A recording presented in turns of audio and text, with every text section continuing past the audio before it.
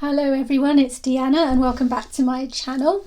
I thought I would do a full flip through of a new deck that I've just recently bought. I don't usually do flip throughs, but I'm really pleased with this deck and I thought that it would be fun to go through it with you. I haven't even looked at it properly myself yet.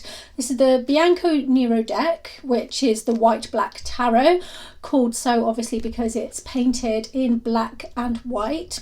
It's mostly ink illustration, I think, which is another reason why I want to do this video. I do watercolour and ink illustrations, and one day I'd very much like to paint my own tarot deck as well.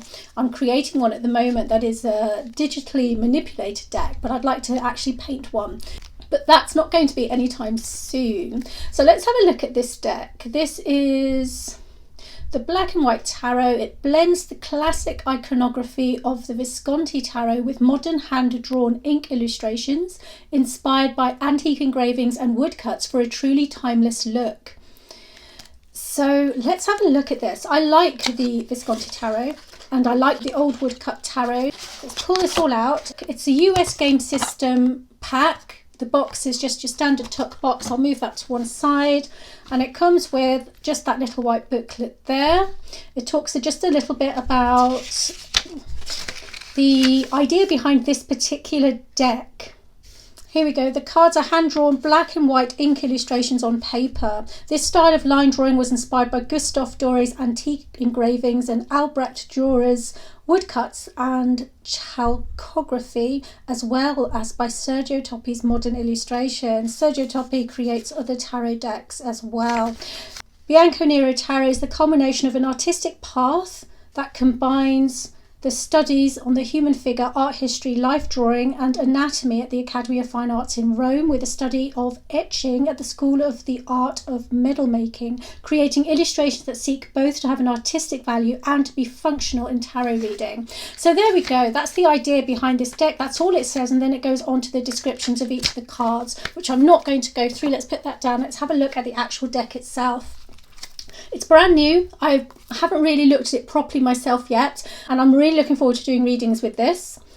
So you've got just a cover card there, and then you've got an about the artist card there as well. The artist, by the way, is Marco, I'm going to butcher that surname, I'm afraid, Marco Proetto. I apologise, I can't get the pronunciation right on that. So let's start with a full card. And that's really unusual, isn't it? You can see how this is inspired by woodcuts. Just the very fine edging is beautiful. I think it's so interesting how he's got this hat on and this shawl or scarf or cape around his neck.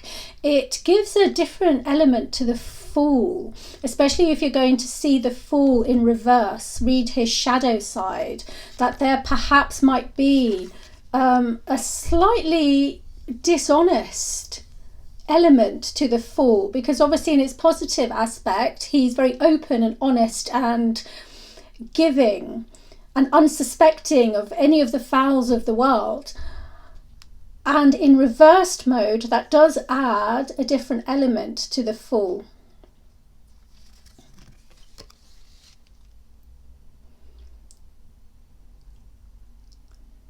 It's quite lovely. I quite like the curly beard, and you've got that style here as well. You've got the curls at the edge of the hat and you've got a curly beard there. So I think this is one of his artistic styles, which I really do quite like. The High Priestess, she's lovely. Bring that in a bit so you can see.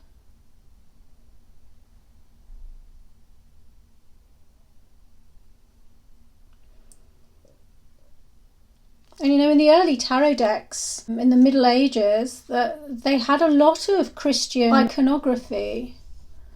She's wearing a cross there. I mean, you know, it was used by the elite and the higher classes. That's a very sexy empress. I like her a lot. She's wearing the Venus symbol as a necklace. We often see the Empress as pregnant, but not just pregnant, as kind of a bit frumpy pregnant. And I long to see the day, I don't think I've found it yet in a tarot deck, where you've got an empress who is pregnant and sexy. Why can't you have both at the same time? But here you've got this lovely sexy empress, and I like that because actually one of the meanings of empress is fertility and creativity, and that very, very warm and loving energy, and also the ability to take the pleasures in life. She's all about the ground under her feet and that maternal instinct that connects with pleasure and sensuality. Venus is all about sensuality. It's the emperor. Lovely, lovely hard look on his face. They both have the bird on their shields.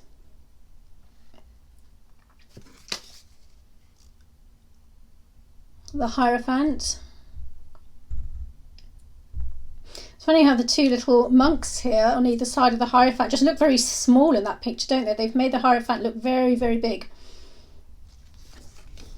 Oh, that's lovely, isn't it? The lovers. And of course in this card he's made it very much about love, the lovers, these two together. The lovers can of course also mean commitment and the need to choose between two paths. Choose the path that you are committed to. That's a very important meaning of the lovers card for me.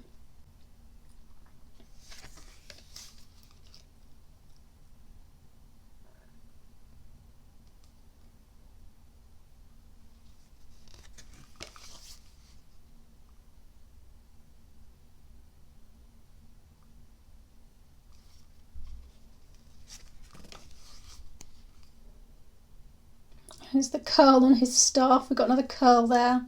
And of course you've got the six-pointed star in there as well in the lantern. So that's very much like the Rider-Waite deck. But the etching, the depth of the edges, the lines, is very similar to the woodcut tarot style.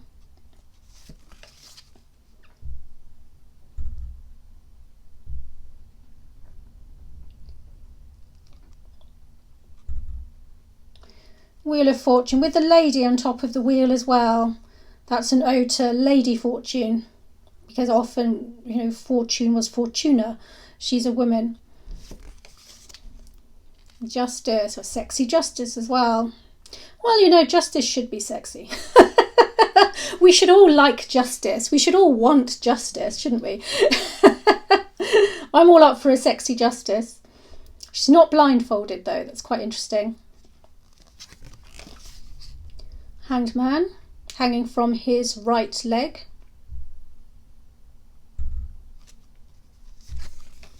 Death with a curly scythe.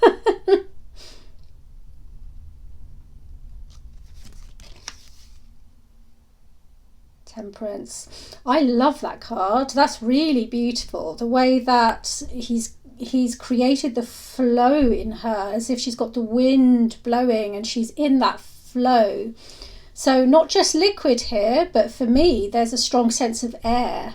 I really like that. That's probably, just on first glance, probably one of my favourite temperance cards. That's really beautiful. I like that a lot.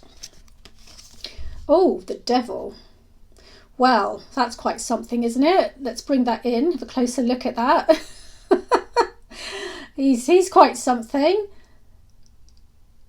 The Demon Baphomet is usually who is used to portray the devil in traditional tarot cards, I believe. I'm making an assumption that may be who this is, because I haven't read the Little White Book. It'll probably say in that. Yeah, there's a lot in there, and actually you can read a lot into this devil as well.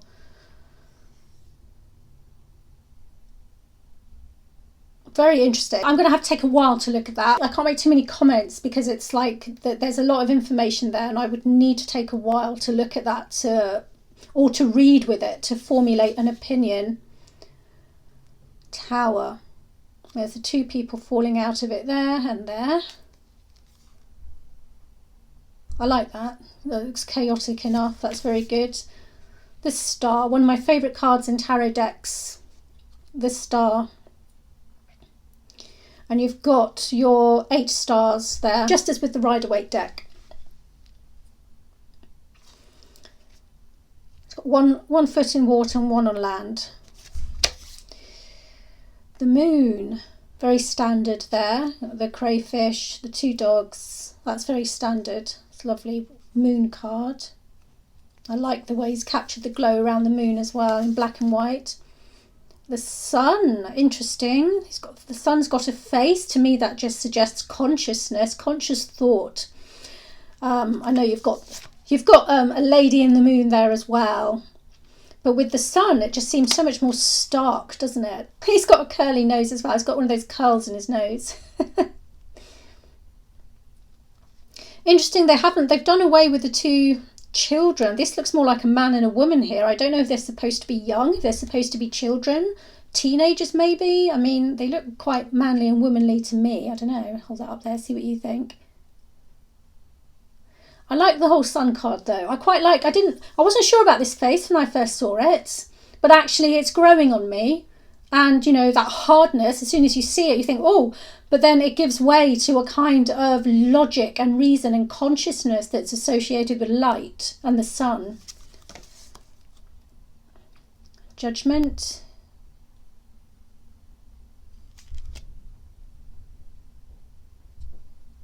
The three people down there. So I think that's supposed to be a child. There's usually a man, a woman and a child in the judgment card. He looks quite manly as well. So I don't know. Maybe these two are supposed to be children as well.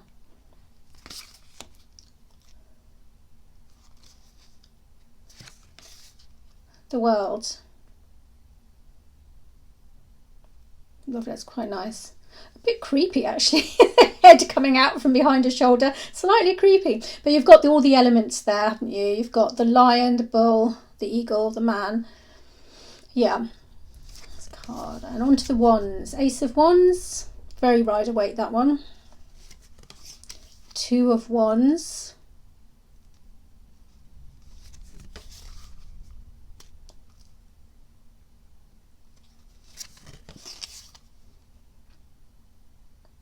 Yeah, so they don't always, not all decks have the picture of the people here and the celebration that takes place, but you've got a definite celebratory feel here with the Four of Wands and the beginning of foundations, whether that's through marriage, wedding, or some other kind of community celebration.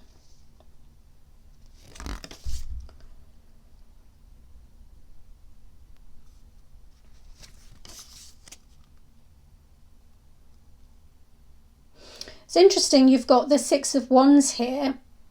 You've got a man and a horse, but you don't have the people cheering him down here, which is quite interesting. I'm used to seeing the people kind of like cheering and waving, the victor coming home. And here on his own, he kind of looks a little bit lonely, actually. He's victorious, but he's on his own. So that's interesting.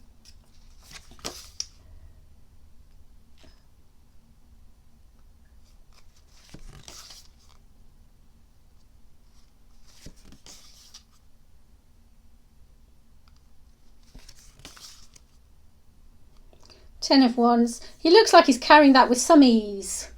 Now, that's not too much of a struggle for him. He's got a straight back there and he looks like a strong man. And that's another interesting look to the Ten of Wands, which is usually got somebody bent over double, struggling to carry this burden. But actually one of the meanings of the Ten of Wands is that you might want to carry the burden. It might actually be yours to carry, that you want to carry it to that finish line because there's a reward there waiting for you. So that's quite interesting to see this very upright, capable looking person carrying those 10 wands.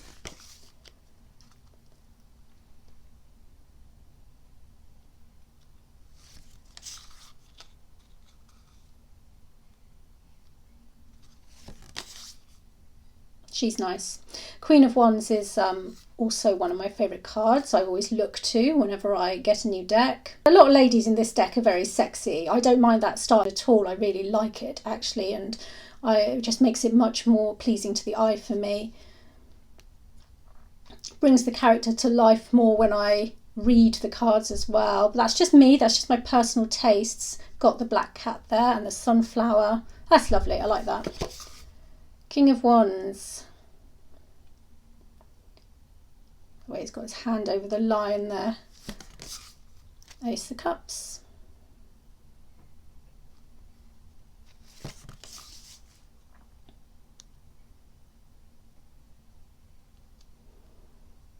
I like the caduceus above the couple, suggests a healing relationship, fulfilling relationship. The Three of Cups. This is the card that always reminds me of the Three Graces. I think I've said that before. The sacredness of women's circles is often what this card reminds me of.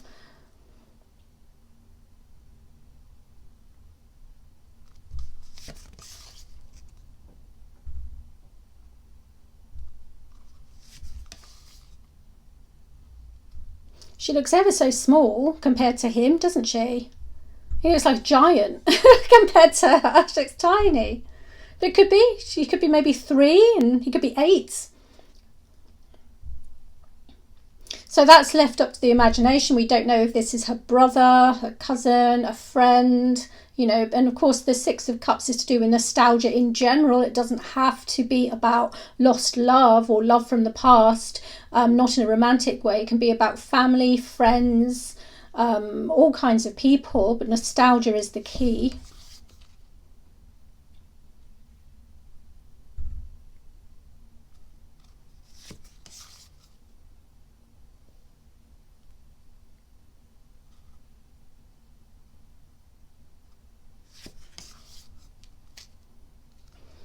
He looks suitably satiated, doesn't he? 9 of Cups.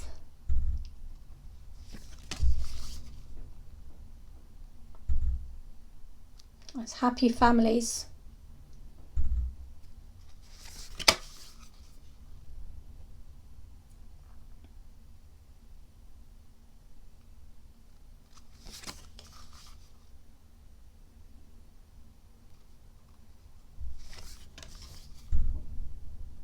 She's lovely. There's that same energy as with the Temperance card.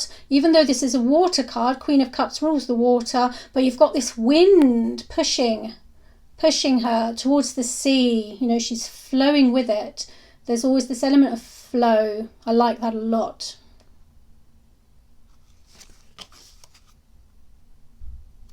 I like in this deck the court cards face particular ways. Sometimes they look straight at you and sometimes they face in particular directions, and I think it's all very significant. I miss that with some of the modern decks where they don't do that, because I do read in that style where I see which way people are looking. I like that. It's a nice card. Swords.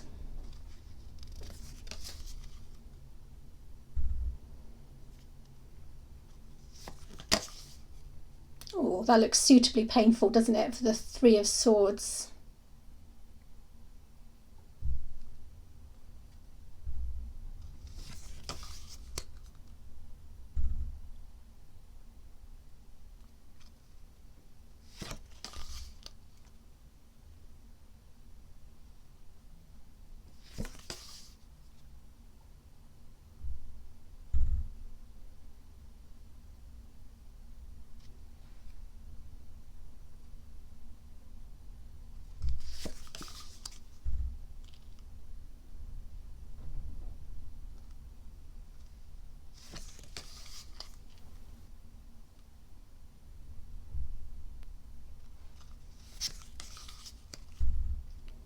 And suitably painful for the Nine of Swords. She looks very much in pain there. That's one hell of a headache, or one hell of a nightmare.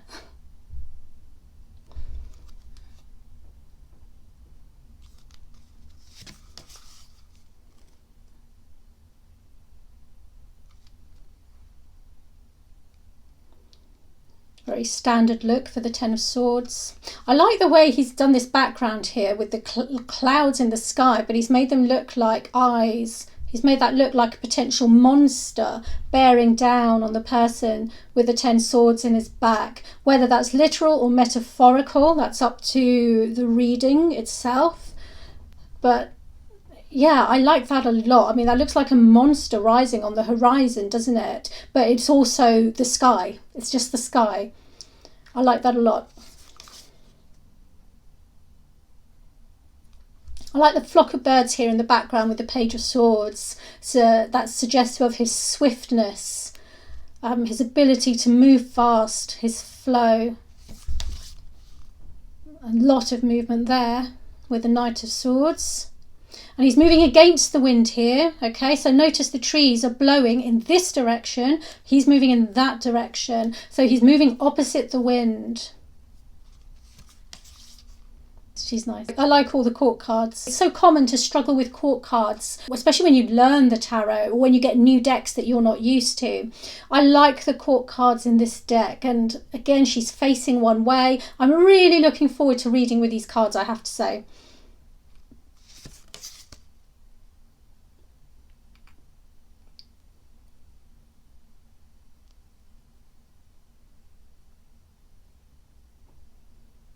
I like the way he's got a butterfly above his crown on his throne. I like that. A butterfly and the two moons. It gives a slightly softer element to the King of Swords, because we might not be used to that. Usually we think of him as a domineering kind of bully kind of person who in his positive aspect might be very professional and a very strong leader, but we don't think of him as being this kind of transformative, powerful energy. But he can be, and it's nice to see that there. And onto the discs.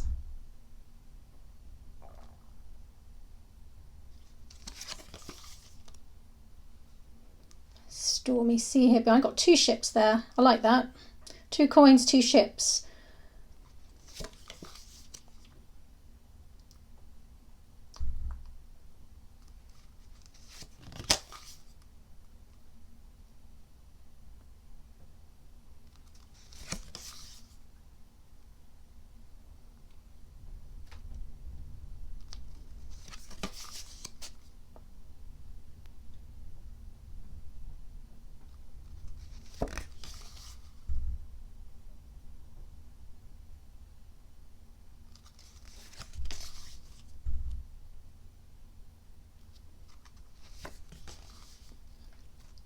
Well, she's lovely, isn't she? Again, I'm just loving all the women in this deck. I really am. I know it's not going to be everyone's cup of tea, but I really, really, really love it. So this Pentacles suit is very, very close to the Rider-Waite, isn't it? I love the way that the bird that she's holding is more like a bird of prey. I like that. What do we often see? Do we see a peacock? I can't remember off the top of my head with the 9 of Pentacles. Is it a peacock or is it? It's a softer kind of bird though. Not used to seeing the bird of prey there. I like that. I like that a lot.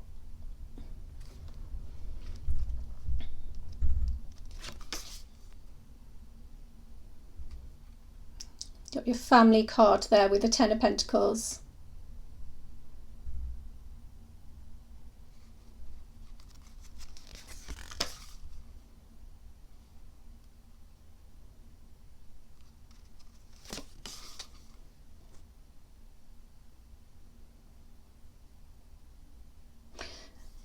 The only horse that's stationary, Knight of Pentacles, as it should be. That is the trait of the Knight of Pentacles, to be much more staid and much more stable than the other knights.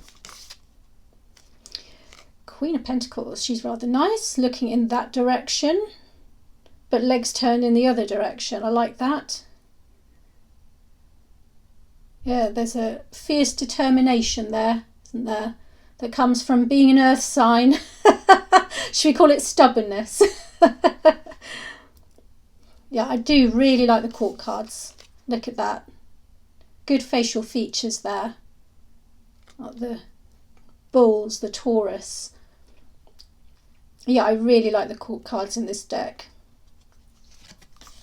And we're back to the Fool. So thank you so much for looking through that with me. Leave your comments below. Let me know what you thought. I really, really like this deck. The only other black and white deck that I have is Murder of Crows, which I bought a couple of years ago. I very much love that deck. It's one of my favourites. I will do a flip through that deck with you at some point soon because I love it so much. This is the only other black and white deck that I have, and in some ways I think I'll prefer reading with this just because the lines are so defined that I can see the cards really well, and I think that I'm going to get a good reading out of it. With my daily reading tomorrow, I'll use this deck and we'll see what we get.